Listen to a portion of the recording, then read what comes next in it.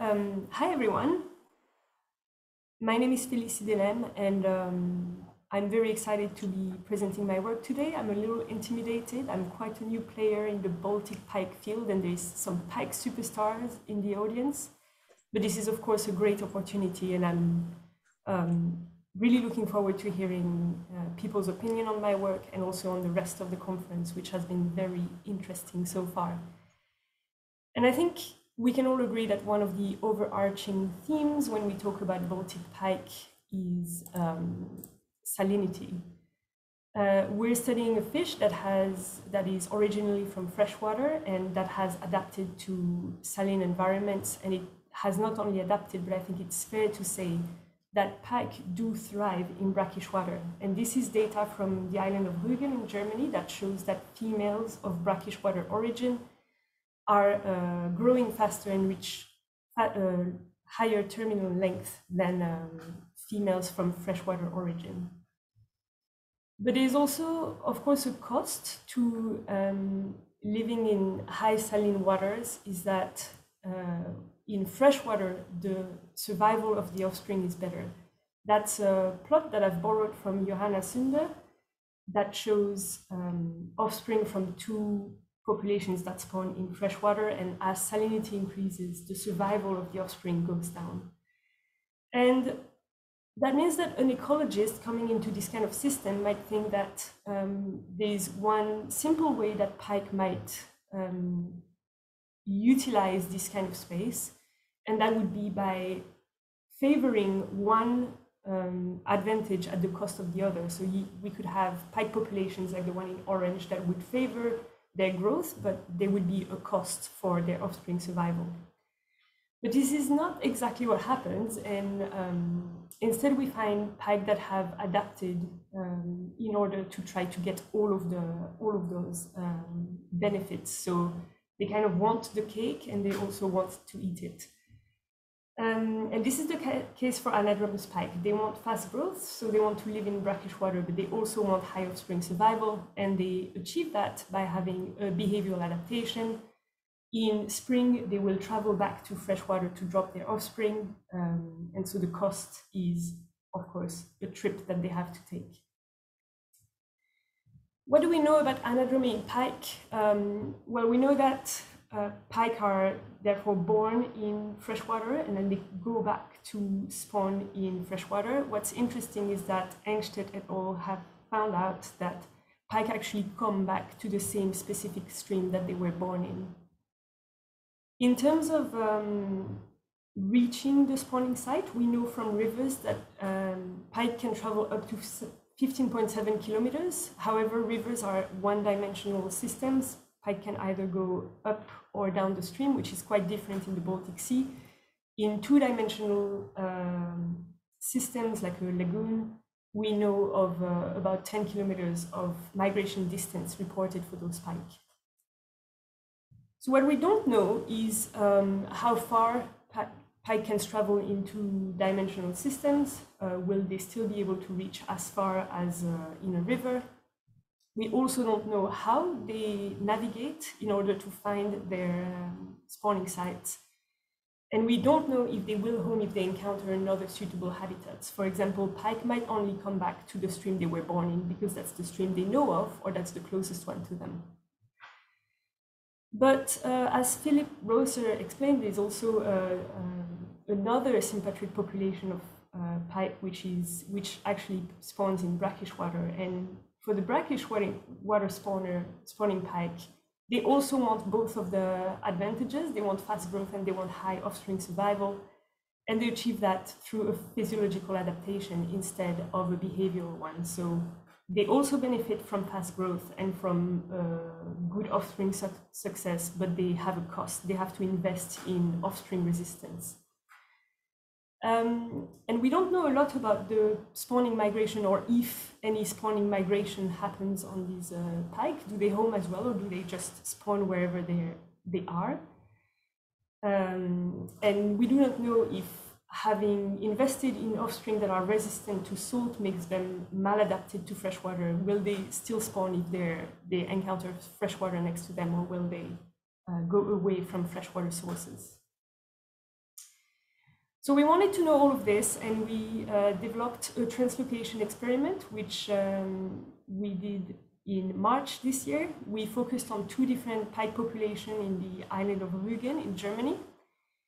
One of those populations is Anadromous. It's on the bottom right. It's in the river Zerobach that Philip Rosser has mentioned earlier today. And the second population is a brackish population in a place called Werdebucht on the left on that map. And these populations are separated by about 24 kilometers as the fish swims.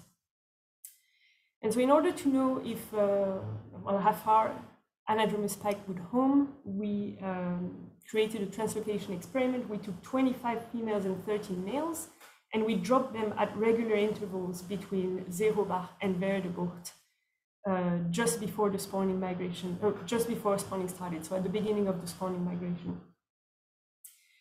We reciprocated the experiment with 21 females and 10 males from the brackish population that were dropped further and further from the brackish bay and closer to the freshwater spawning sites.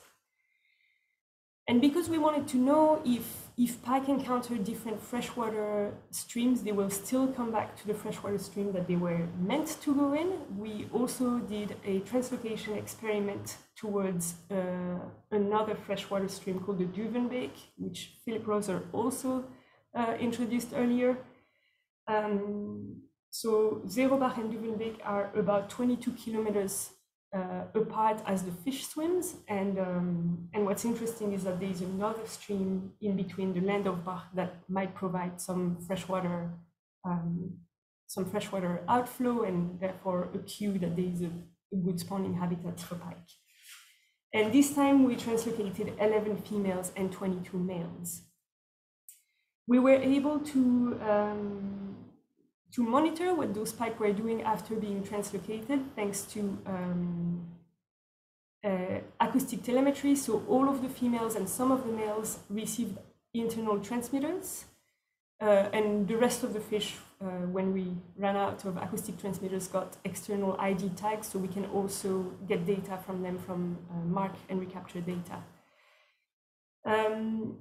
Acoustic telemetry can be monitored in 2 ways. One of them is passively, so we had an array of acoustic receivers, and those are those little green triangles on the map that do not require us to be there. They're constantly listening for fish. And then we also have active monitoring, which is either mark recapture or active acoustic telemetry, for which we as a team need to be there and listen for the fish. And the results that I'm going to present today are actually quite preliminary. I haven't received the entire data set yet. I have data on a receiver in Duvenbeek and 2 receivers in Zerobach from the passive monitoring part. And I have data near the island of Ulment from Henry Dietrich, who recaptured one of our pike, so mark recapture data. And I have other mark recapture data from the brackish bay. So this is really a sneak peek into this data set. But before I show you the results, I think this is a good time to let you know that this wasn't just me going out and capturing pike and translocating them. I've been helped by an amazing team. So Dominique and Jan made sure that the pike were always healthy before we dropped them at their locations. They were the pike nurses. Philip Rosser organized a lot of the freshwater fishing. Timo did great fish surgeries. We were also helped by Jörg, who organized a lot of the brackish fishing. And we have great collaborators at FIUM, Peter Muller in particular, who is downloading right now the receivers today as we speak. So tonight I should already have more data on this project. Finally, this project wouldn't exist without our funding from the EU and Mecklenburg-Vorpommern. And then we have great administrators and great collaborators in Rostock at the LFA to thank as well. So we took pike from anadromous populations and moved them to a brackish bay. And I'm going to show you what data we have already. First, this is data from passive acoustic telemetry on all of the fish that were dropped towards Zerobach at less than 10 kilometers away. So these fish here were dropped 10 kilometers away. As you can see, we have data on 6 fish, and all of them have made it back to the stream. Some faster than others. There's even one fish here, one male, that first went in the wrong direction and then changed his mind and went back to the stream here. This is not overly surprising. We know that pike can travel more than 10 kilometers, even though one of them went 15 kilometers away. And now I'm going to show you, we also have data on a few pike that were further away from the freshwater stream. So we have data on 2 pike here. One of them was recaptured. It didn't have an acoustic telemetry tag, was recaptured after 16 days near the island of Umans. We do not know what happened later because it doesn't have a tag, but it was going roughly in the right direction. And then another one, a female, took only 1 day to travel the entire 24 kilometers between the brackish water bay back into her freshwater stream. So this is a speed of about 900 meters per hour, which is quite exciting, I think.